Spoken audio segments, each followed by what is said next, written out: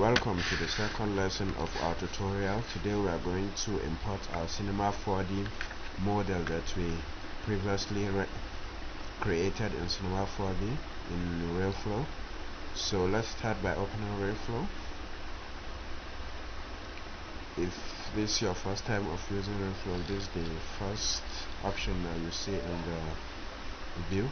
So now we create a scene.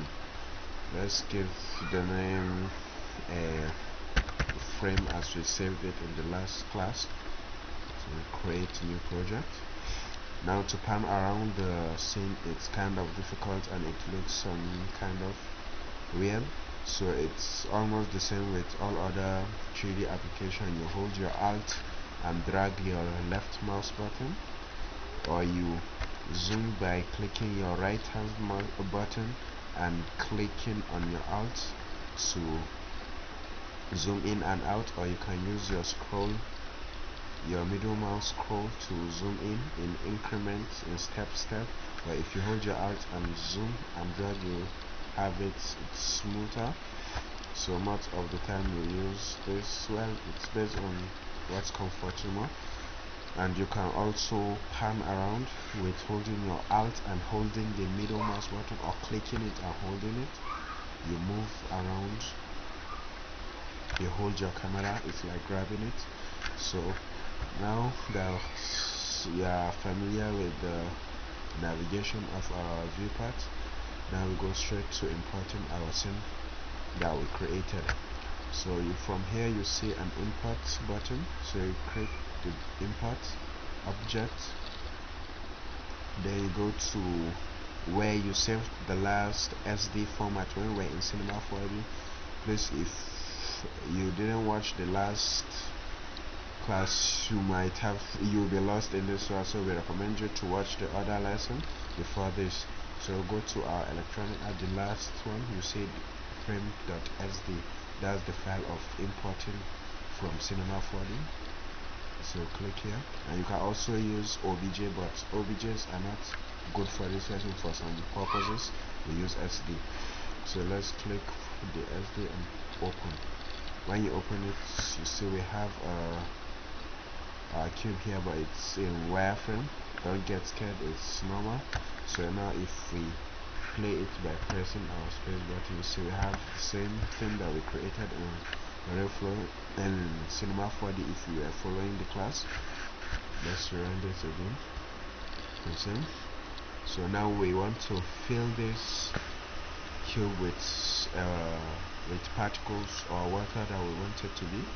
So now let's just go to the first frame here. It's also just like Cinema 4D. Here you go to the first frame, here to the last frame. So come to the first frame, and you can also increase the timeline you want here from here. So we click here, go to our demons.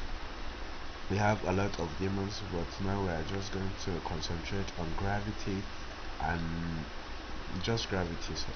So put our gravity to make our particles fall inside the cube, so that they will not be falling or flying inside, just to give it a more a real look.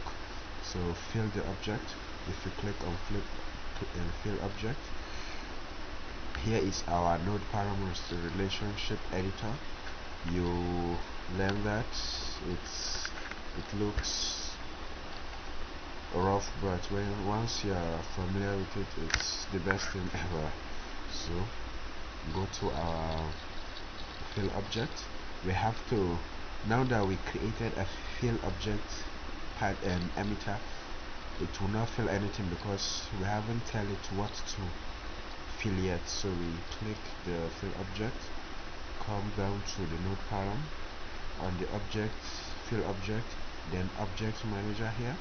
Then we click on this dot here. We'll click the polygon here. Then click OK. We have selected it, but up to now we haven't tell it the volume that it will fill it.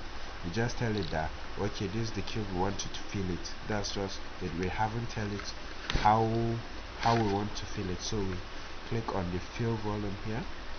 You see, as we click the fill volume, it's already filled all over, but we want to edit some stuffs like add more resolution, but for now it's not advisory for you to add the resolution on particles because it will slow your workflow. So we go with low particles until we are satisfied with our listen. Then we add the particles and render it at final. So now we have fill ratio, how we want it to fill on x-axis, y-axis and z-axis. This is okay, we'll leave it like this. This jittering is like the randomization of the particles. If we zoom in, we'll see that it's all aligned to the particles, so it's kind of unrealistic. So to give it a little more realistic look, we go to the jittering and add it to just 0.2 and click enter. Now you see we have a little bit of randomization.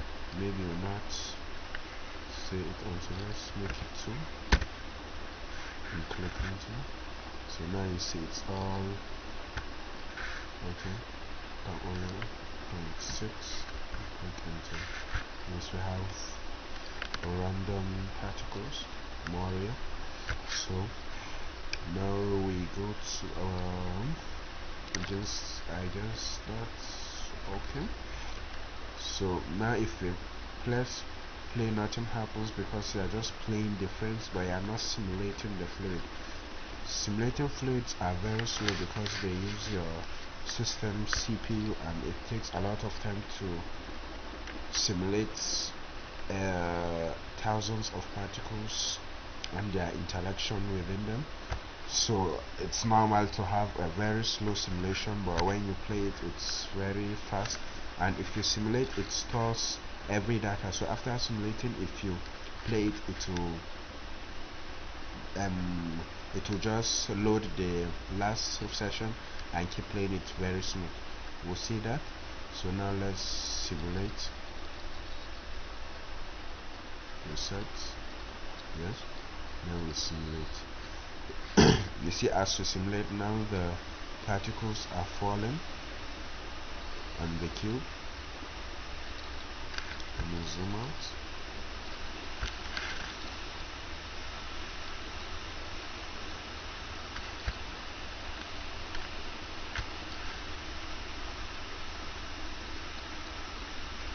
All the particles are acting to our gravity, so they will follow the right gravity.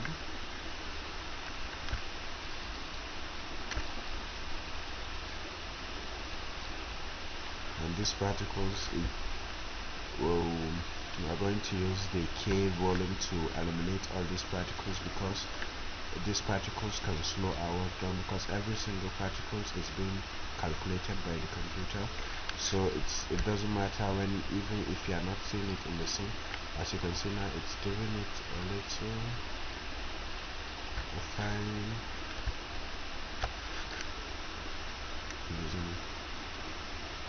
Let me pause this because it's going to take a lot of time. Okay, so now that it's almost over with the simulation, now we can play back to see how the simulation was. As you can see how it was.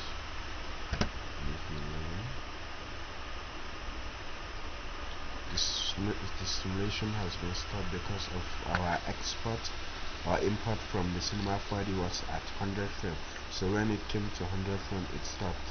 So if you want to change that, you come back to here and put at 200 and hit enter. So now if we go back and play this once again, nice. So now we're done with this class. You have learned how to add particles or fill your object in realflow and animated. In the next class, we'll learn how to mesh these particles and make them look like a real fluid.